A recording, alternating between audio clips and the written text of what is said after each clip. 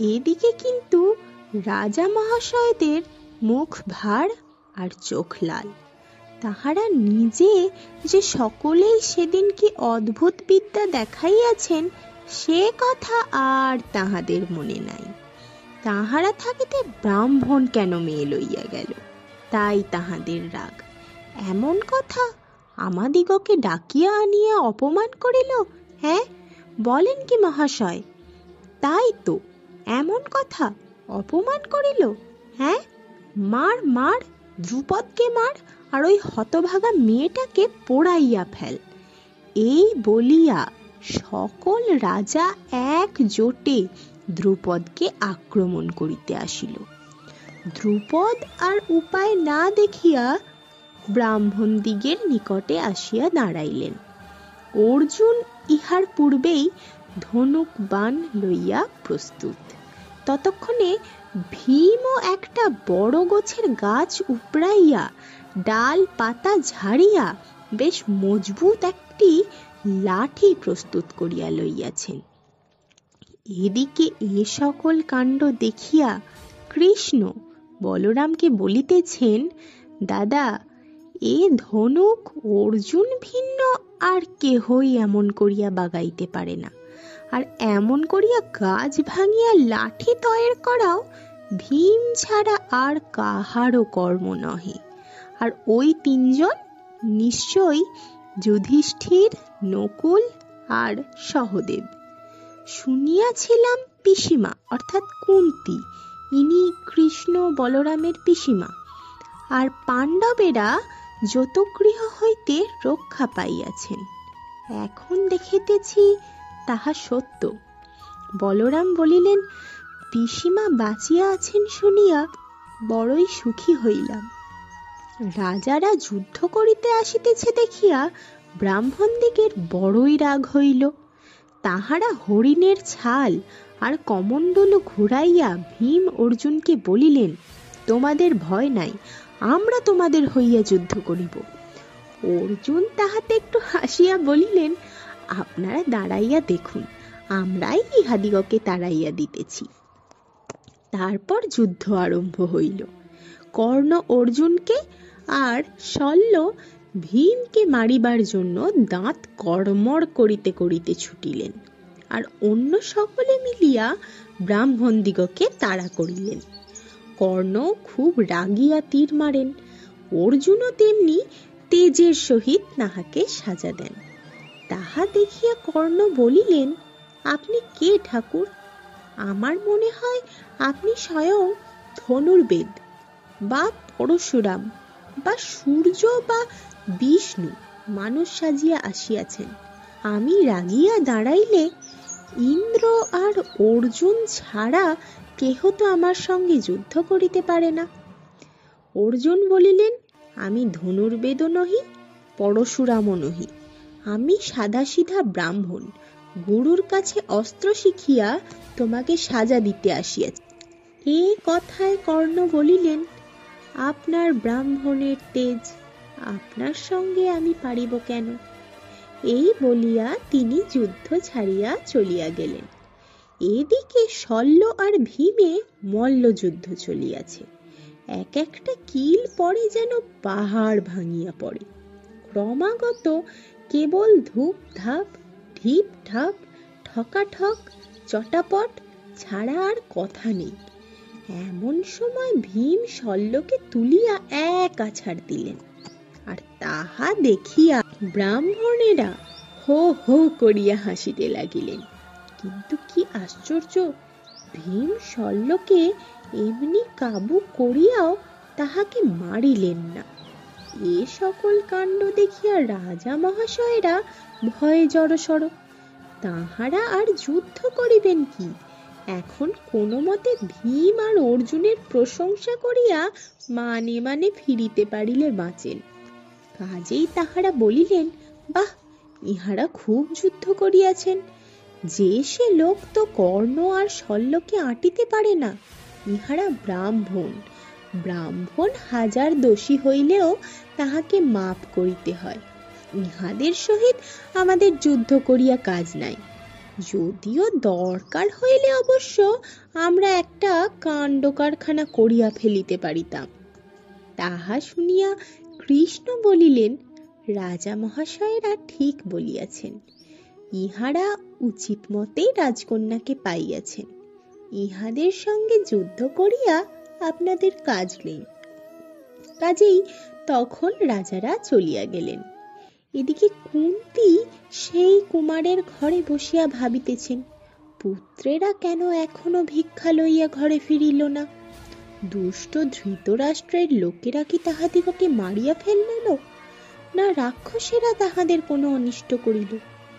এমন সময় ভীম আর অর্জুন আসিয়া বাহির হইতে বলিলেন, মা, আজ ভিক্ষায় গিয়া বড় সুন্দর জিনিস আনিয়াছি। কুন্তী ভিতরে ছিলেন, দেখিতে পান নাই। তিনি বেশি না ভাবিয়াই বলিলেন, যাহা পাইয়াছ তাহা তোমাদের সকলেরই হোক। বলিতে বলিতেই দেখেন, ও মা, কি সর্বনাশ! এ তো সাধারণ জিনিস নহে, এ যে রাজকন্যা। এখন উপায়? কুন্তী যে সকলেরই হোক বলিয়া বসিয়াছেন, এখন উপায় কি? এই কথা মিথ্যা হইয়া গেলে কুন্তীর পাপ হয়। সত্য হইতে হইলে 5 ভাই মিলিয়া দ্রৌপদী বিবাহ করিতে হয়। পাণ্ডবেরা বলিলেন, তাহাই হোক, দ্রৌপদীকে আমরা সকলে মিলিয়া বিবাহ করিব, তবু মায়ের কথা মিথ্যা হইতে দিব না। তাহাদের এইরূপ কথাবার্তা ঠিক হইয়াছে। এমন সময় কৃষ্ণ আর বলরাম সেইখানে আসিয়া উপস্থিত। কৃষ্ণকে দেখিয়া যুধিষ্ঠির বলিলেন, কি আশ্চর্য! আমরা এখানে লুকাইয়া রহিয়াছি, তোমরা আমাদের কথা কি করিয়া জানিলে? কৃষ্ণ বলিলেন, আগুন কি কাপড়ে চাপা থাকিতে পারে? যে কাণ্ড কারখানা আজ হইয়াছে, আপনারা নহিলে আর কে তাহা করিবে? কি ভাগ্য যে আপনারা সেই দুষ্টদের হাত হইতে বাঁচিয়া আসিয়াছেন। এইরূপ খানিক কথাবার্তা কহিয়া কৃষ্ণ আর বলরাম সেখান হইতে চলিয়া গেলেন। এখানকার ঘটনা তো এইরূপ। ওদিকে দ্রুপদ আর তাহার লোকেরা না জানি কি করিতেছেন। তাহাদের মনে খুবই চিন্তা, তাহাতে আর ভুল কি? দ্রৌপদী কাহার হাতে পড়িলেন? যে দুজনে তাহাকে লইয়া গেল, তাহারা কে, কিরূপ লোক, কিছুই জানা নাই। এমন অবস্থায় আপনার লোকের মন কি স্থির থাকিতে পারে? কাজেই ধৃষ্টদ্যুম্ন কয়েকটি লোক লইয়া চুপি চুপি সেই দুজনের পিছু পিছু চলিলেন। চলো, আমরাও ইহাদিগের সঙ্গে সঙ্গে যাই। ওই সেই দুজন দ্রৌপদীকে লইয়া চলিয়াছে। ব্রাহ্মণেরা অনেকেই উহাদের সঙ্গে যাইতেছেন। যে লক্ষ্য বিধিয়াছিল, দ্রৌপদী যেন খুব আহ্লাদের সহিত তাহার আসনখানি বহিয়া চলিয়াছেন। উহারা কোথায় যায় দেখিতে হইবে। তাই তো উহারা যে কুমারের বাড়ি ঢুকিল। আচ্ছা, দেখা যাওক এরপর কি করে। সেখানে আরো কাহারা আছে, 3 জন পুরুষ মানুষ, ঠিক ইহাদেরই মতো তাহাদেরও চেহারা। নিশ্চয় ইহাদের ভাই হইবে। আর ওই বুড়া স্ত্রী লোকটিকে, তাহার শরীরে কেমন তেজ দেখিয়াছ? খুব বড় ঘরের মেয়ে, তাহাতে সন্দেহ নাই। বোধ হয় ইহাদের মা, নহিলে উহারা আসিয়া তাহাকে প্রণাম করিবে কেন? দ্রৌপদীকে সেই স্ত্রীলোকটির কাছে রাখিয়া উহারা কোথায় বাহির হইয়া গেল? বোধ হয় ভিক্ষায়। ওই তাহারা ভিক্ষা লইয়া ফিরিয়াছে। আর দেখো, ছোট 4 জন তাহাদের ভিক্ষার জিনিস তাহাদের বড় ভাইটির সামনে আনিয়া রাখিতেছে। উহারা নিশ্চয় খুব ধার্মিক লোক। দেখো না, সকলের আগে ভিক্ষার জিনিস দেবতাকে দিল। আর দেখো কেমন দাদা, উহার ভিতর হইতে আবার ব্রাহ্মণ দিগকে ভিক্ষা দিতেছে। আচ্ছা, উহারা তো 7 জন লোক, কিন্তু ভিক্ষার জিনিস মোটে 2 ভাগ করিল কেন? ওহো, দেখিয়াছ, 1 ভাগের তাবতই ওই ষণ্ডাটাই একলা নিল। তা উহার যেমন শরীর, আহারটিও তো তেমন চাই। কম খাইলে কি আর এত বড় গাছ লইয়া রাজামশাই দিগকে এমন সাজাটি দিতে পারিত? উহার ওটুকু চাই। বাকি অর্ধেকের 6 ভাগ হইল, আর 6 জনে খাইবে। বাহ, ভিখারির খাওয়া দাওয়া তো বেশ সহজ। ওই শেষ হইয়া ইহার মধ্যে সব পরিষ্কার। ছোট দুটি ভাই কুশ বিছাইতেছে, বিছানাও বেশ পরিষ্কার। কুশের উপর হরিণের ছাল, বেশ তো। 5 ভাই দক্ষিণ শিয়রি হইয়া শুইল, উহাদের মা উহাদের মাথার কাছে। আর ওই দেখো, দ্রৌপদী পায়ের কাছে শুইলেন। কিন্তু দেখিলে পায়ের কাছে শুইয়াই কেমন সুখী। শোনো শোনো, উহারা কি কথাবার্তা বলে। যুদ্ধের কথা, অস্ত্র শস্ত্রের কথা, কি সুন্দর কথাবার্তা। ইহারা নিশ্চয় ক্ষত্রিয় আর বড় লোক। চলো যাই, রাজাকে বলি গিয়া। এইরূপ দেখিয়া ধৃষ্টদ্যুম্ন ও তাহার দলের লোক চলিয়া আসিলেন। এদিকে দ্রুপদ যার পর্নায় ব্যস্ত হইয়া আছেন। ধৃষ্টদ্যুম্ন আসিতেই তিনি জিজ্ঞাসা করিলেন, কি দেখিলে বাবা? আমাদের কৃষ্ণা কাহার হাতে পড়িল? সে লোকটি কি অর্জুন হইবে?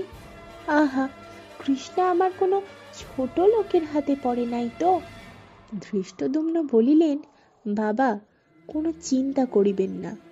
কৃষ্ণা যে সে লোকের হাতে পড়ে নাই, উহারা নিশ্চয় ক্ষত্রিয় আর খুবই বড় লোক হইবেন, তাহাতে ভুল নাই।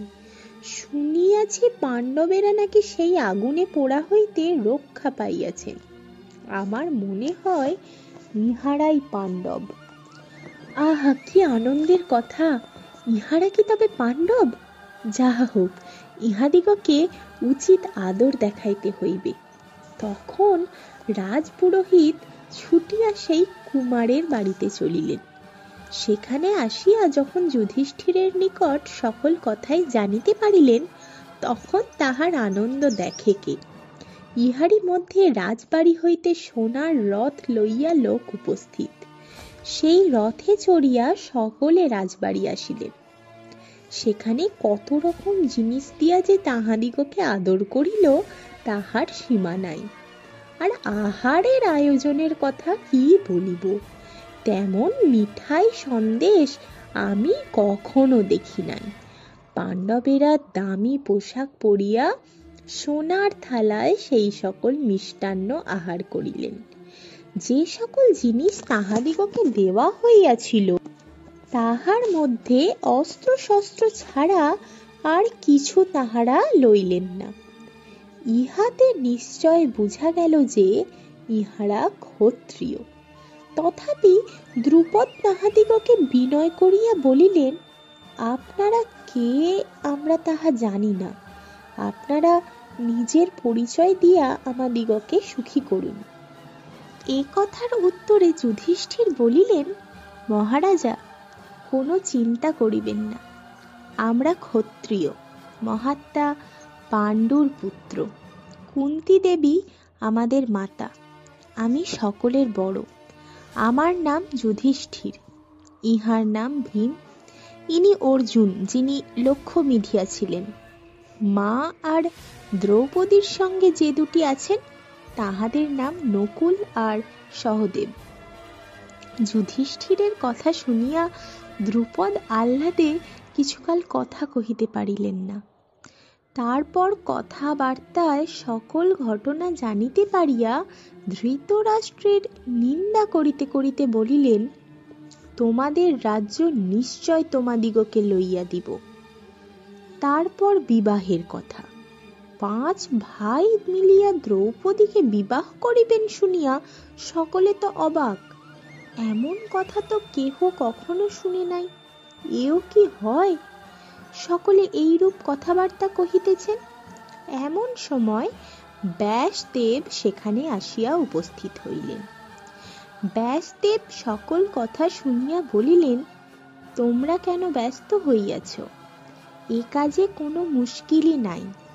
দ্রৌপদীর সহিত যে ইহাদের বিবাহ হইবে, ইহা তো শিব অনেকদিন আগেই বলিয়া রাখিয়াছেন।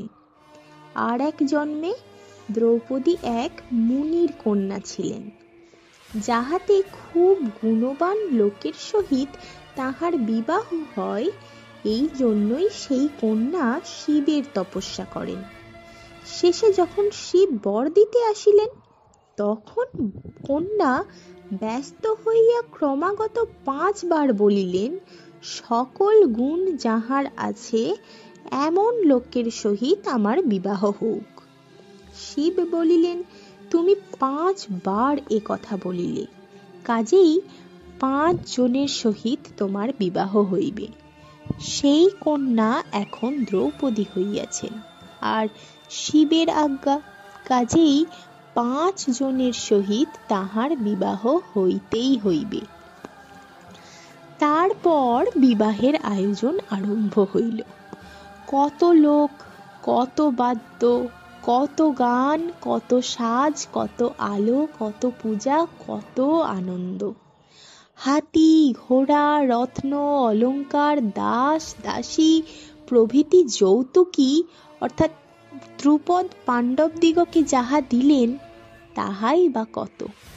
যাহারা দেখিতে আসিয়াছিল, এত আয়োজন আর এমন সুন্দর বরকন্যা দেখিয়া তাহাদের চক্ষু জুড়াইয়া গেল, আর দামি পোশাক আর অলঙ্কার উপহার পাইয়া তাহাদের মন খুশি হইয়া গেল।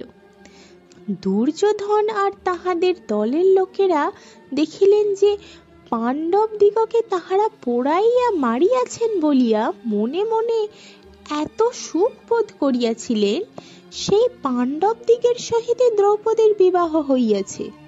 যিনি লক্ষ্য বিধিয়াছিলেন তিনি অর্জুন, আর যিনি শল্যকে আছড়াইয়াছিলেন তিনি ভীম ছাড়া আর কেহ নহেন। তখন তাহাদের যে দুঃখ, তাহারা এত চেষ্টা করিলেন, তবুও পাণ্ডবেরা মরিলেন না। কি অন্যায়! নিশ্চয় সেই পুরোজনটা নিতান্তই গাধা ছিল। তাহারই বুদ্ধির দোষে পাণ্ডবেরা বাঁচিয়া গিয়াছেন। ক্রমে এই সংবাদ বিদুরের নিকট পৌঁছিল। তাহা শুনিবা মাত্রই তিনি ধৃতরাষ্ট্রের নিকট গিয়া বলিলেন, মহারাজ, স্বয়ম্বর সভায় কৌরবেরাই জিতিয়াছে। অবশ্য পাণ্ডবেরাও তো কৌরব, কাজেই বিদুর ঠিকই বলিয়াছিলেন। কিন্তু ধৃতরাষ্ট্র তাহা বুঝিতে না পারিয়া বলিলেন, কি সৌভাগ্য, কি সৌভাগ্য! বিদুর কি সুখের সংবাদই শোনাইলে! শীঘ্র দুর্যোধন আর দ্রৌপদীকে এখানে নিয়ে আসুক। বিদুর বলিলেন, মহারাজ, পাণ্ডবেরা দ্রৌপদীকে পাইয়াছেন, তাহারা সকলেই ভালো আছেন, আর সেখানে তাহাদের অনেক বন্ধু জুটিয়াছে। এই সংবাদে ধৃতরাষ্ট্রের মনে খুবই দুঃখ হইল, কিন্তু তিনি সামলাইয়া গিয়া বলিলেন, তা ভালোই হইয়াছে। আমি আমার নিজের ছেলেদের চেয়েও পাণ্ডব দিগকে ভালোবাসি। আমার ছেলেগুলি বড় দুষ্ট, উহারা পাণ্ডবদের হাতে খুবই সাজা পাইবে। বিদুর বলিলেন, মহারাজ, সকল সময়ই যেন আপনার এইরূপ বুদ্ধি থাকে। এই কথাবার্তার কথা জানিতে পারিয়া দুর্যোধন আর কর্ণ গোপনে ধৃতরাষ্ট্রকে বলিলেন, আপনি বিদুরের কাছে শত্রুর প্রশংসা করিলেন কেন? উহাদিগকে এই বেলা জব্দ না করিতে পারিলে যে শেষে আমাদেরই বিপদ হইবে। ধৃতরাষ্ট্র বলিলেন, আমারও সেই মত।